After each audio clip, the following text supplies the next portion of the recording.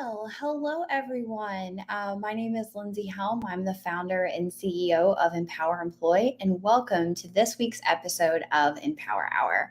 On Empower Hour, we are discussing the changes in the employment landscape and military community and introducing to you all the employment community change makers that are making huge impacts in the community. So this week, I'm really excited to introduce you to our new guest.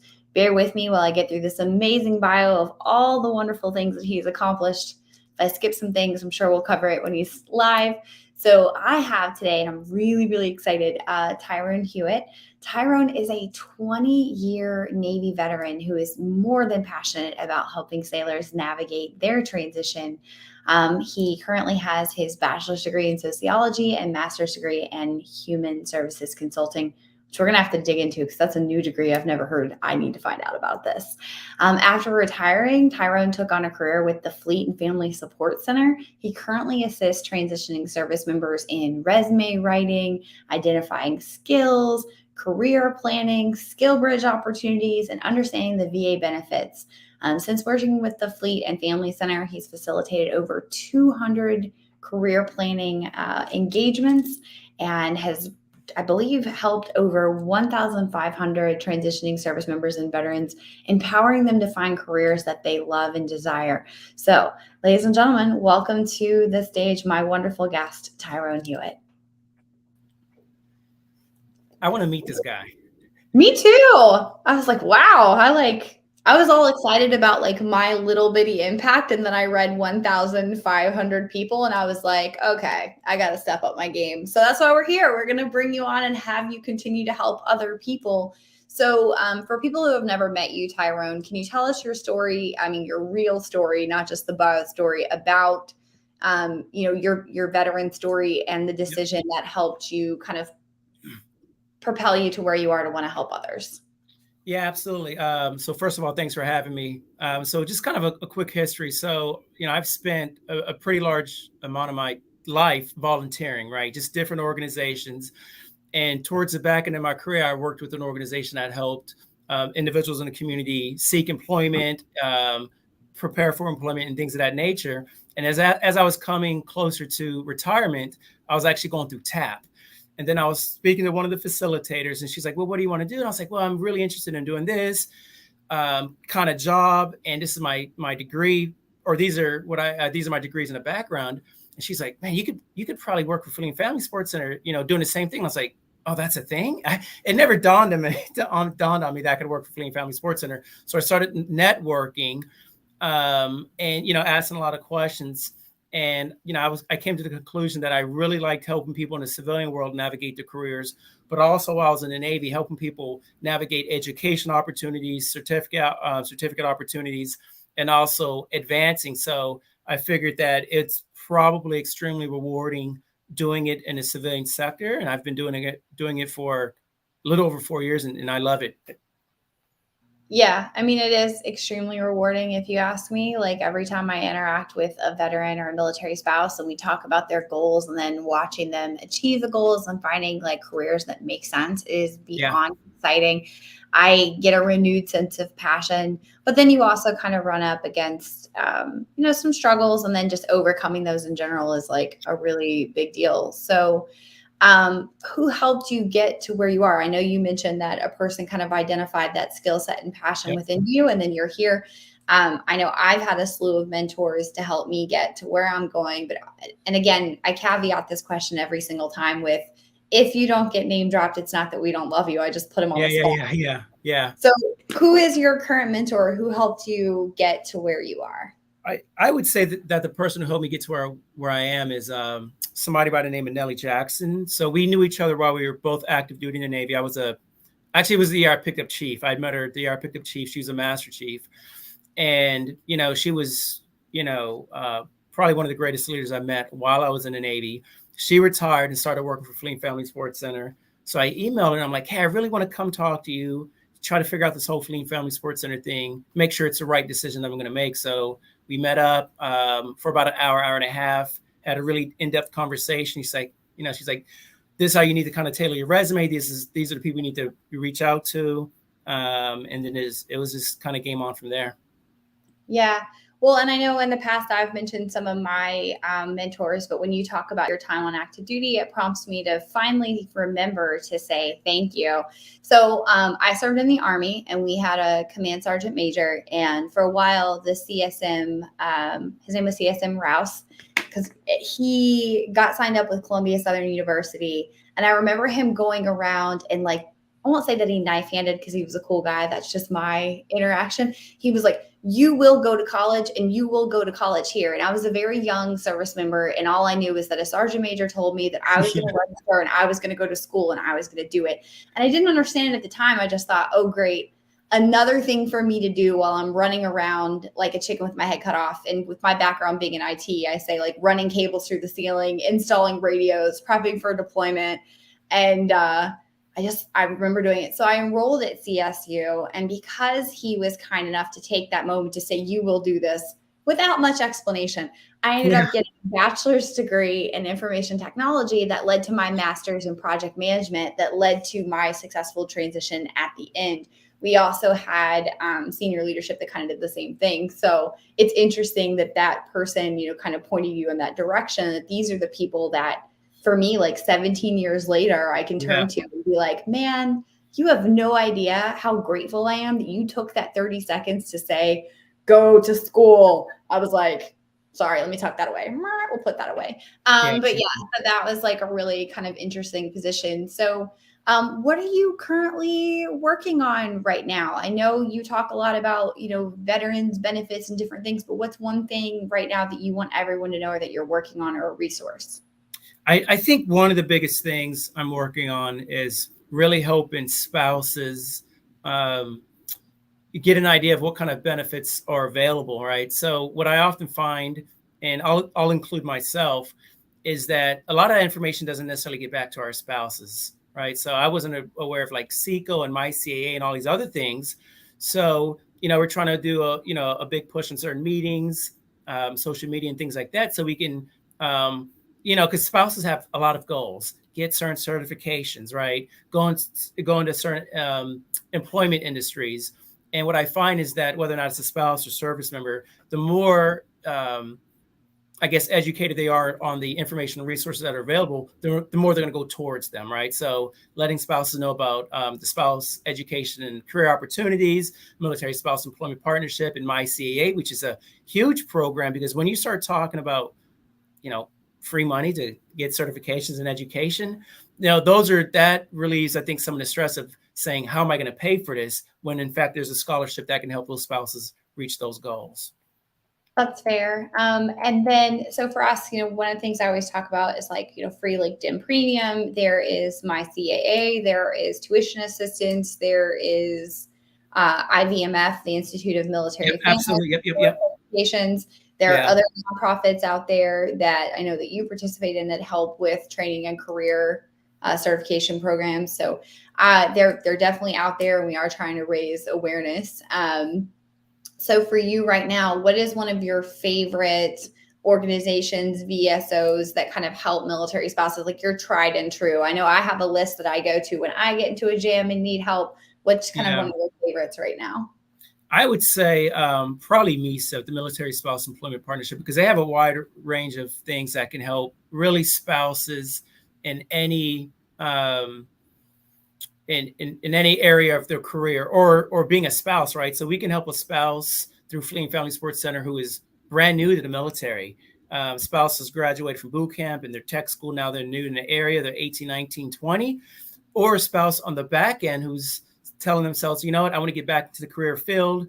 My spouse is retiring. I want to kind of focus on myself now. So, all the opportunities there allow that organization to help them through any of those obstacles that they may face. That's true. And what's the best piece of advice you can give to the veteran community when they are, this is a rough question, but I like it, when they are feeling really defeated and, I've applied to 1,800 places, I'm not getting responses, the money's not there. I am so bummed. This happened to me like last year, which is a real surprise, like really just bummed out and at the end of my rope and not sure where I'm going to go. What's the piece of advice that you would give to that person, or a few pieces of advice? Yeah, absolutely. That's good. That's a good question. I would say whether or not it's the veteran or the retiree, the transitioning service member, the spouse, I think sometimes people they try to do it by themselves, right? So when you're doing it by yourself, you're not aware of information resources. You don't have anybody to sort of sanitize your plan, right? So you're going through all these motions, but there isn't anybody in the background or your corner to say, "Yeah, I see you've applied for 50 jobs online, but have you reached out to anybody on LinkedIn to try to network and do an informational interview? Or have you reached out to this organization?" Right. So when you have those people in your corner, you sit back, you take a breather, you reach out to somebody and say, "Hey, this is what I'm doing. Can you?" And I just had somebody do this yesterday. I was talking to somebody and he said, "Hey, I need you to poke holes in my plan." I'm like, "Okay, let's talk." Right. So when you have people poking holes in your plan, right, you can say, "Ah, that makes sense. I was doing it this way. Now let me try this way." Yeah, and for me, when I got in a back hole, I just started reaching out to my network, kind of doing the same thing. Like, hey, I'm really stuck and I don't know what I'm doing wrong here. Yeah. I reverse interviewed recruiters. I went to VSOs. I went to the organizations that I was working with. I got on Veterati, and I'm really excited about that. I mean, just everywhere until somebody gave me something that like stuck. And the thing Yeah. that stuck, I talk about all the time is how I ended here. Somebody gave me a really amazing piece of advice and said, "You can do this." And I said, "No, I can't." And they said, "You can do this." And I said, "Okay." And Yeah. here we are. So I think that Absolutely. is solid that, yeah, you absolutely can't tackle transition or career alone, that there's value in your network and dig. And also, like, my shameless thing is like, if I don't respond to you, it's not that I'm ignoring you. It's that like I need you to respectfully be obnoxious to me because you're Mm, one of 100 that are hitting my inbox. So if you message me and I don't respond and you don't yeah. follow up, I will assume that you are fine. Yeah, And yeah, that yeah. it's just like I miss the opportunity to impact your life. But if you don't constantly reach out, I'm gonna be like, Yeah. they're fine. They don't need me. So I think follow up and network are pretty good ones. Yeah, What's the absolutely. best way to get in contact with you for family fleet services? How would you like people to reach out to you? Tell us the best way. I would say, I guess if you call my, I'll put the front desk because sometimes I'm in different offices. So 757-421-8770, or even LinkedIn. Like I try not to talk about LinkedIn too much because I don't be like this social media like groupie, but sometimes people will message me there and they'll say, "Hey, I ran across your profile. Can we set up a time to talk?" And I'll say, "Yeah, absolutely. Let's talk next week or so. Go over your resume, your skill bridge, or whatever." But definitely, kind of like you said, if somebody reaches out to me and I don't immediately respond, I'm not ignoring you. It's just like I'm busy. So, Yeah, and I'm going to give you 100% of my attention. same. So I'll typically respond. You may just get a calendar link back from me and nothing else. And that's kind of because I took 2 seconds to copy and paste that LinkedIn, like that calendar link, grab the time, take it, but come Yeah, prepared. I think that's my pro tip. Like, come prepared, come with an ask so that I can be effective. If you come to me and you're like, "I don't know what I'm doing," it'll yeah, take me more time to like focus you into, okay, this is a skill set that sounds like it makes sense. But if you don't know, you don't know. Just we can spend some time absolutely. come with an ask. So one of my favorite questions that I like to ask in closing Yep. um, is, what was your favorite duty station or your last duty station and why? Yeah. So I think my favorite duty station, and I always tell people this story when they ask me that question. So my first duty station was in North Island, San Diego, right? So I fly into North Island, catch a cab to go to base. And for anybody who's ever been to North Island, you normally either have to take the Strand or the bridge. So I took the bridge in a cab going from mainland to the island. And like, that song back in the 80s, "It Never Rains in Southern California," is as true as it gets, right? So there's no clouds. We're going across the bridge. There's boats in the harbor. The sun's glistening. There's palm trees. I'm like, oh yeah, this is it, right? So, the weather was perfect. I think I did 3 deployments Westpac. So those deployments were pretty awesome. And really the group of people that I worked with for those 5 years, I still keep in contact with many of them. I think the only reason why I left San Diego was because it was so expensive, but it was awesome. It was awesome being out there.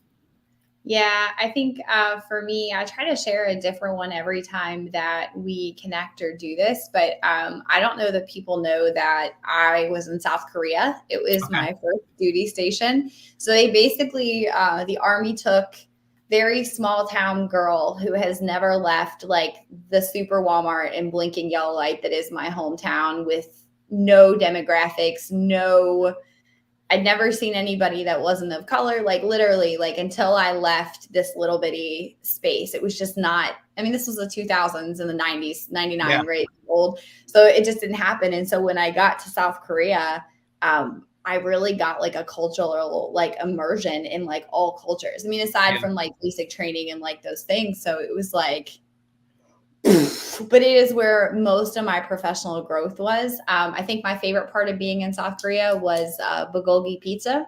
Oh, that is. It's like beef pizza that they like.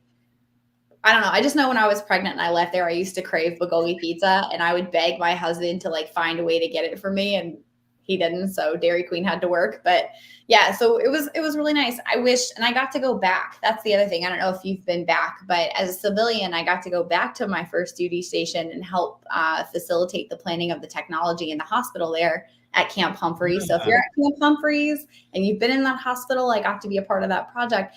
And it was really fun because the base used to be 6 miles around. When I got there, you needed a bus to get from point A to point B. And this is how I knew I was old. They labeled the exchange and where my barracks and the bank used to be historic old Camp Humphreys. Wow. I will publicly tell you, I am 37 years old. I do not feel like I need historic next to my name.